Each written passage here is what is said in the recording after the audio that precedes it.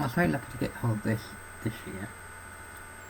The Travels in Time Space box set, which had the Target cover versions of the books of the Doctor Who and Daleks, which was originally called Unexciting Adventure with the Daleks. And it's a big welcome to have Wayne Russell as an extra, not just reading the story for you, but also give you his interpretation of what he thought about the versions of the 3 books of the Crusades, as well as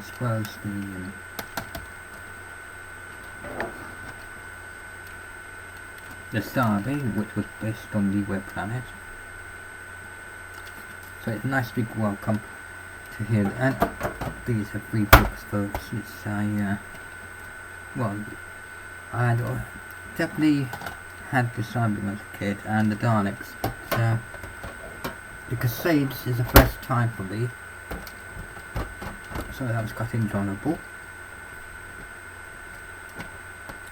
Let's all this back in the next box now. I've been looking at the having seasons 3 with the soundtracks.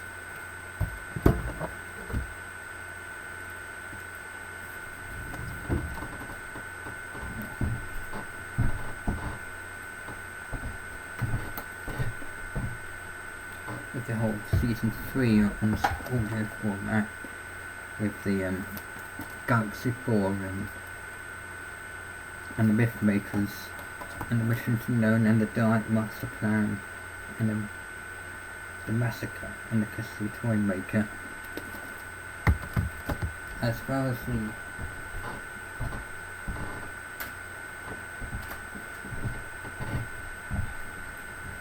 3 existing stories that do exist of that season.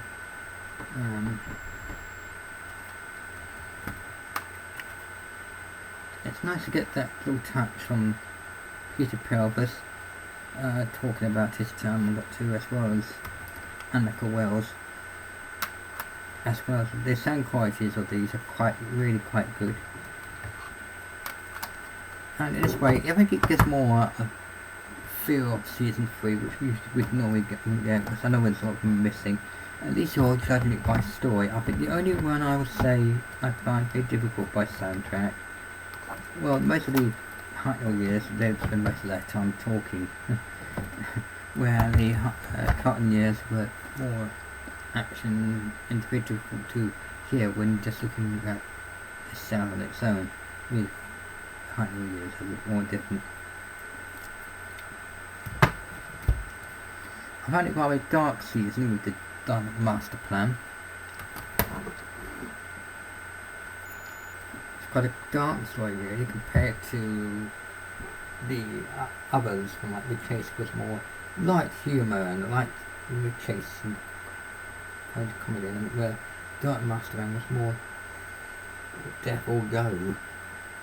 I'm glad that they didn't kill Honk Vicky, because I know the actress would have stayed on and would like to stay with you a little bit longer if she had the choice.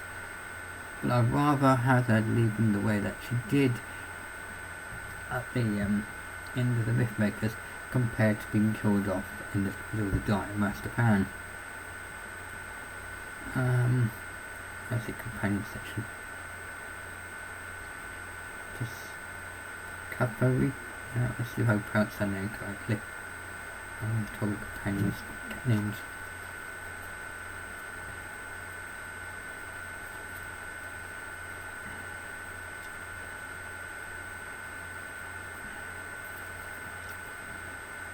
It's not always easy. When you try to get things ready, recordings and talking at the same time, it's not always easy. You get everything ready.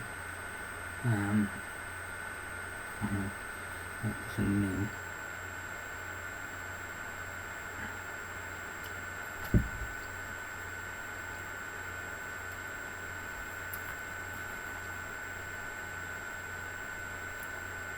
Katerina, as it comes from the character. I know that they were just decided to get rid of it very quickly because they thought for a period it would be very difficult to do. But considering that most of the time the companions are, yes, Doctor, what's that? You're marvellous. I mean, it's funny that because the most strongest companions of the 60s happen to be pure drama companions from Fraser Hines playing Jamie and Victoria Waterfield who played Zoe. Victoria Waterfield played by Debbie Roslin, where there'd been two pure drama characters who were the most popular companions of the 60s, probably the most remembered. They told me, yeah, shame that really. I think that it just happened to be that if it wasn't for the Dark Master plan, maybe she would have able to stay a little longer. But I don't think she would stay more than a couple more stories anyway. But it was a bit of a pain, I suppose, at Dark Master plan. I know that it's a very difficult season with the people behind the scenes to deal with that story, and some people end up leaving a bit more sooner than disagreements of where it was going, or troublesome. Even if it didn't probably not show on screen, but there were hints, problems behind the scenes.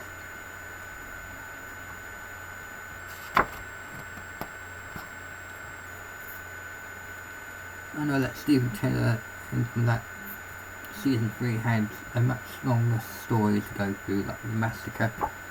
That's not too bad story. I know that sometimes may have to listen to it quite a few times to get an idea of the storyline, but it's all fine. But not as difficult as the Crystal Toy Maker, which is more visual type of story, and which unfortunately suffers a bit. We just wish they recovered more episodes of that story to get a more idea of that story and feel. That's the only story from that season which is the most difficult story to judge with just the sound.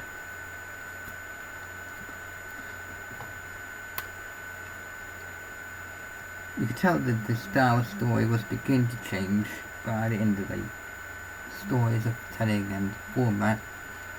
The beginning of the format which we gradually got to know really shows between after the suffrages, which is amazing. I think that sounds like a good story, and I'm just about to finish that one, and from what I'm hearing I think it's going to be quite a good listen to.